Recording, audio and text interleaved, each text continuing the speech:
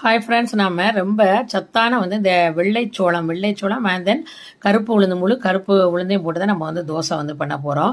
So 2 cup வெள்ளைச்சோளம், அரை cup முழு கருப்பு உளுந்து, ஒரு அரை டீஸ்பூன் வெந்தயத்தை 6 to 7 ஹவர்ஸ் ஊற வச்சு நம்ம அரைச்சி எடுத்துருக்கோம்.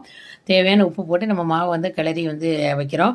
ஸோ இந்த வெள்ளைச்சோளத்தில் பார்த்திங்கன்னா கால்சியம், மெக்னீஷியம் நிறைய இருக்குது, ப்ரோட்டீன் இருக்குது, கொலாஸ்ட்ராலை கண்ட்ரோல் பண்ணும், ஹார்ட் ஹெல்த்துக்கு ரொம்ப நல்லது அப்படிங்கிறாங்க. வருஷம் பூரா அடிக்கடி நம்ம சோள தோசைலாம் சாப்பிடலாங்கிறாங்க, சோளம் சேர்த்துக்கலாங்கிறாங்க. ஸோ மாவு நல்லா பொங்கி சூப்பராக வந்திருக்கு. ஓவர் நைட் நம்ம வெளியவே உப்பு போட்டு ரெடியாக வச்சுருந்தோம்.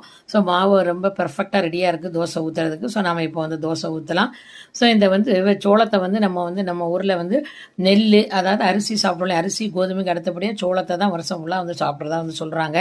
ஸோ எல்லா வெதர்லேயும் ரொம்ப ஈஸியாக எல்லா மண்ணிலையும் விளையக்கூடிய ஒரு அருமையான எக்கச்சக்கமான ஹெல்த் பெனிஃபிட் உள்ள ஒரு தானியம் வெள்ளைச்சோளம். ஸோ அந்த வெள்ளைச்சோளத்தில் தான் நம்ம தோசை ரெடி பண்ணியிருக்கோம். நீங்களும் இந்த மாதிரி பண்ணி சாப்பிட்டு